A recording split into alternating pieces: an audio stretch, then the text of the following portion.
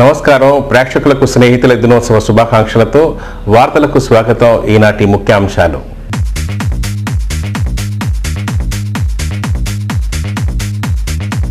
రాష్ట్ర గ్యాస్ వాటా మహారాష్ట్రకు తరలింపుపై సిపిఐ ఆగ్రహం. లెనిన్ సెంటర్లో ప్రభుత్వ దిష్టిబొమ్మ దహనం. ప్రభుత్వ వైఖరిపై తీవ్రస్థాయిలో ధ్వజమెత్తిన సిపిఐ రాష్ట్ర కార్యదర్శి నారాయణ.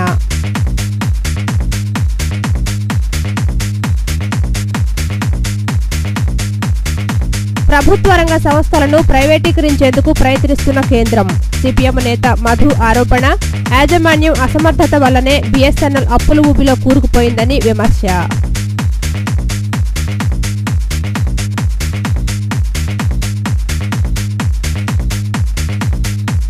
స్నేహ పరిమళాన్ని పంచే ఫ్రెండ్షిప్ డే. ఎల్లలు లేని స్నేహబంధంపై ప్రత్యేక కథనం.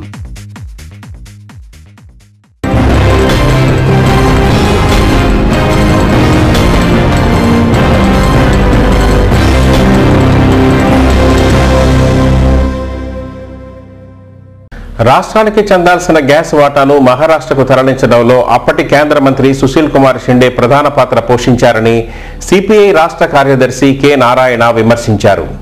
రాష్ట్ర వాటా గ్యాస్ని తరలించుకుని పోతున్నా ప్రభుత్వం నోరు మెదపకపోవడాన్ని ఆయన తప్పుపట్టారు. సరిహద్దు రాష్ట్రాల మధ్య వివాదాలకు కేంద్రమే కారణమవుతుందన్నారు. మహారాష్ట్రకు మన గ్యాస్ వాటాను తరలించడాన్ని నిరసిస్తూ నారాయణ నేతృత్వంలో ప్రభుత్వ దిష్టిబొమ్మను దహనం చేశారు. మన రాష్ట్రానికి చెందాల్సిన 500 మెగా గ్యాసును మహారాష్ట్రలోని రత్నగిరికి కేటాయించడాన్ని నిరసిస్తూ సిపిఐ ఆధ్వర్యంలో లెనిన్ సెంటర్లో ఆందోళన నిర్వహించారు. సిపిఐ రాష్ట్ర కార్యదర్శి కె నారాయణ నేతృత్వంలో పార్టీ నాయకులు, కార్యకర్తలు ప్రభుత్వ దిష్టిబొమ్మను దగ్ధం చేసి తమ నిరసన తెలియజేశారు. ఈ సందర్భంగా నారాయణ మాట్లాడుతూ గ్యాసు తరలింపుపై తీవ్ర ఆగ్రహం వ్యక్తం చేశారు. ఇప్పటికే రాష్ట్రం విద్యుత్తు సంక్షోభంలో ఉందని అన్నారు. పారిశ్రామిక అభివృద్ధి పూర్తిగా కుంటుపడిందన్నారు. గ్యాస్ నుంచి విద్యుతుత్పత్తి దాకా రాష్ట్రం విఫలమైందని ఆయన ధ్వజమెత్తారు. సుశీల్ కుమార్ షిండే కేంద్ర మంత్రిగా ఉన్న సమయంలో 500 మెగా గ్యాసును మహారాష్ట్రలోని రత్నగిరికి కేటాయించారన్నారు. సరిహద్దు రాష్ట్రాల మధ్య వివాదాలకు కేంద్రం కారణమవుతోందని నారాయణ ధ్వజమెత్తారు. ఈ రాష్ట్రానికి గతంలో కేటాయించిన అనుభవిస్తున్నటువంటి 500 మెగావాట్ల విద్యుత్తుకు ఉపయోగపడేటువంటి గ్యాస్ దీన్ని కేంద్ర మంత్రి షిండే నాయకత్వాన మహారాష్ట్రలో ఉన్నటువంటి రత్నగిరి సంస్థకి కేటాయించేశారు. ఆయన పాత పోర్ట్ఫోలియో నుంచి కొత్త మంత్రిత్వ శాఖకి పోయే ముందు ఈ ఆంధ్ర రాష్ట్రానికి 500 మెగావాట్లని కుదించి మనల్ని చీకట్లు నింపి ఆయన హోమ్ మినిస్టర్గా పదవి స్వీకారం చేశాడు. తీసుకెళ్తా ఉంటే మరి సరిహద్దుల్లో దాన్ని పోనీయకుండా ప్రజానికం కూడా ఆ పైపులు పలగొట్టే రోజు వస్తుంది. అందాక రావద్దని చెప్పేసి తెచ్చుకోవద్దని చెప్పేసి ఈ ప్రభుత్వాన్ని హెచ్చరిస్తా ఉన్నా. ఈ కార్యక్రమంలో సిపిఐ జిల్లా కార్యదర్శి అక్కినేని వనజ, నగర కార్యదర్శి దొరెపూడి శంకర్ ప్రభుత్వలు పాల్గొన్నారు. ప్రభుత్వం బిఎస్ఎన్ఎల్ లాంటి సంస్థలను ప్రైవేటీకరణ చేసే దిశగా పావులు కదుపుతోందని సిపిఎం పార్టీ నాయకులు, రాజ్యసభ మాజీ సభ్యులు మధు ఆరోపించారు. కన్నతల్లి లాంటి సంస్థను కాపాడుకునేందుకు పోరాటాలు చేసేందుకు సైతం వెనకాడేది లేదని ఆయన స్పష్టం చేశారు. యాజమాన్యాల అసమర్థత వల్లే బిఎస్ఎన్ఎల్ నేడు అప్పుల ఊబిలో కూరుకుపోతుందని విమర్శించారు. తుమ్మలపల్లి కళాక్షేత్రంలో జరుగుతున్న బిఎస్ఎన్ఎల్ ఎంప్లాయీస్ యూనియన్ సమావేశం నేడు చివరి రోజుకు చేరుకుంది. సమావేశంలో పాల్గొన్న సిపిఎం నాయకులు, రాజ్యసభ మాజీ సభ్యులు మధు మాట్లాడుతూ ప్రభుత్వం అవలంబిస్తున్న విధానాల వల్లే 10,000 కోట్ల రూపాయల లాభాలతో ప్రారంభమైన బిఎస్ఎన్ఎల్ నేడు అప్పుల ఊబిలో కూరుకుపోయిందన్నారు. కార్మిక చట్టాలను ప్రభుత్వం సరిగా అమలు చేయటం లేదన్నారు. ఈనాడు మన పాలకులు ప్రభుత్వ రంగాన్ని ప్రైవేటీకరణపై చూపే శ్రద్ధ కార్మికులపై చూపటం లేదన్నారు. ప్రభుత్వ రంగ సంస్థలను ప్రైవేటీకరణకు ప్రయత్నిస్తే యూనియన్ల ఆధ్వర్యంలో పెద్ద ఎత్తున నిరసనలు తెలుపుతామన్నారు. మొట్టమొదటిసారిగా 1990 తర్వాత 22 సంవత్సరాల గ్లోబలైజేషన్ నియోలిబరల్ పాలసీస్ అమలు జరపడం ప్రారంభించిన తర్వాత ఈ 22 సంవత్సరాల అనుభవంలో మొట్టమొదటిసారిగా చావేజ్ సవాల్ చేసి కార్మిక మే 1వ తారీఖున కొత్త కార్మిక చట్టాన్ని ప్రవేశపెట్టినప్పుడు దాంట్లో 6 గంటల పని విధానం 8 గంటలు కాదు. మన దేశంలో ఇప్పుడు 8 గంటల పని విధానాన్ని కొత్తగా చేసి 12 గంటల పని విధానం, 10 గంటల పని విధానం పార్లమెంట్లో బిల్లు ఉంది. ఆ బిల్లు పాస్ అయితే మొత్తం కార్మికులకు ఇప్పుడు దాకా ఉండవు. సృష్టిలో తీయనైనది స్నేహం అన్నాడు ఒక మహాకవి. స్నేహమేరా జీవితం, స్నేహమేరా శాశ్వతం అన్నాడు మరో సినీ కవి.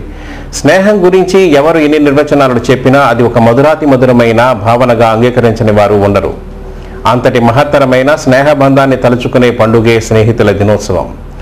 స్నేహితుల దినోత్సవాన్ని పురస్కరించుకుని ప్రత్యేక కథనం మీకోసం. ఈరోజు ప్రతి ఒక్కరికి పండుగే. అందరూ జరుపుకునే పండుగ. ప్రపంచవ్యాప్తంగా జరుపుకునే ఫ్రెండ్షిప్ డే నేడే. స్నేహితులు లేనివారు, స్నేహ మాధుర్యాన్ని చవిచూడని మనిషి అవనిపై ఎవరూ ఉండరు అంటే అతిశయోక్తి కాబోదు. కుటుంబ సభ్యులతో పాటు మనకున్న ఆత్మీయ బంధంలో స్నేహానికి ఉన్న ప్రాధాన్యతే వేరు. స్నేహమనే భావన మనస్సుకి పంచే ఆనందం అంతా ఇంతా కాదు. మనస్సులోని భావనలు,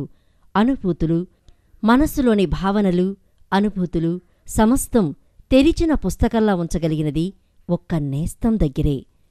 కులమతాలకు, భాషలకు, ప్రాంతీయతకు అతీతమైన స్నేహానికి ఎల్లలే ఉండవు.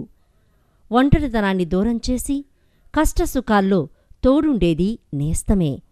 మన నుంచి ఏమీ ఆశించకుండా కల్ముషం లేని స్నేహహస్తం అందించే నేస్తానికి విలువ కట్టలేము. స్నేహమే నా జీవితం, స్నేహమే రా శాశ్వతం. స్నేహమే నా జీవితం, స్నేహమే రా శాశ్వతం. స్నేహమే నాకున్నది, స్నేహమే రా పెన్నిధి. స్నేహమే నా జీవితం, స్నేహమే రా శాశ్వతం.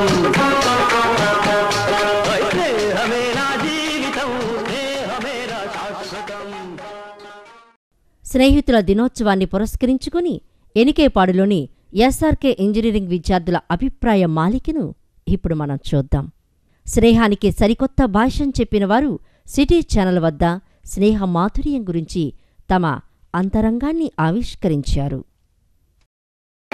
ఫ్రెండ్షిప్ డే సందర్భంగా మనం ఇక్కడ ఎస్ఆర్కే కాలేజీలో ఉన్నాము. ఫ్రెండ్షిప్ గురించి ఈ ఎస్ఆర్కే ఇంజనీరింగ్ కళాశాల విద్యార్థులను వాళ్ళ అభిప్రాయాలను తీసుకున్నాం. ఆఫ్ కోర్స్ ఫ్రెండ్స్లో నిజమైన ఫ్రెండ్స్, మామూలు ఫ్రెండ్స్ అంటూ ఎవరుండరు. ఫ్రెండ్స్ అంటే ఓన్లీ ఫ్రెండ్స్ అంతే, దాంట్లో మళ్ళీ డిస్టింక్షన్ ఏమి ఉండదు.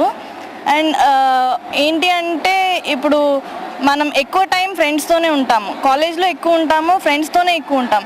సో మనం ఇంట్లో వాళ్ళతో షేర్ చేసుకోలేనివి కూడా ఫ్రెండ్స్తో షేర్ చేసుకుంటాం. అది చాలా వాల్యుబుల్ సార్. సో అందరితో అలా ఫ్రెండ్లీగా ఉండి, సో అందరితో కలిసిమెలిసి. First of all happy friendship day to one and all. Friendship day విషయానికి వస్తే దీనికంటూ ఒక ప్రత్యేకమైన రోజు అనేది నా దృష్టిలో అవసరం లేదు. ఎందుకంటే everyday is a friendship day. But ఈ నాగరిక ప్రపంచంలో మనం ఇంత హెక్టిక్ షెడ్యూల్లో మిస్ అవుతున్నాం కనుక ఫ్రెండ్స్ని ఒక డే అనేది ప్రతి ఇయర్ అవసరం కాబట్టి ఒకరోజు సెలబ్రేట్ చేసుకుంటున్నాం. ఇంకా ఫ్రెండ్షిప్ విషయానికి వస్తే అమ్మ, నాన్న, తోబుట్టు తర్వాత అంతటి ప్రాముఖ్యత కలిగిన ఫ్రెండ్షిప్. అవసరం వచ్చినప్పుడు ఆదుకుని అలా మనం అన్ని విధాలుగా ఉంటే వాడు మనల్ని జీవితంలో మర్చిపోలేడు. అలాంటి వ్యక్తి మనకి పెద్దయినా ఎంతటి సహాయమైనా చేయగలడు, ఎంతవరకన్నా వెళ్ళగలడు. అదే ఒక వ్యక్తి అవసరంలో ఉన్నప్పుడు వీడితో నాకేంటి అని వదిలేస్తే చివరికి అది మన నాశనానికి కారణం. కృష్ణా ఎగువ ప్రాంతాల్లో కురుస్తున్న వర్షాల కారణంగా ప్రకాశం బ్యారేజీ వద్దకు నీరు చేరుకుంది. బ్యారేజీ వద్ద 2000 క్యూసెక్కుల నీరు చేరడంతో నీటి మట్టం 11 అడుగులకు చేరుకుంది. దీంతో అధికారులు ఈ నీటిని కృష్ణా డెల్టా కాల్వలకు విడుదల చేశారు.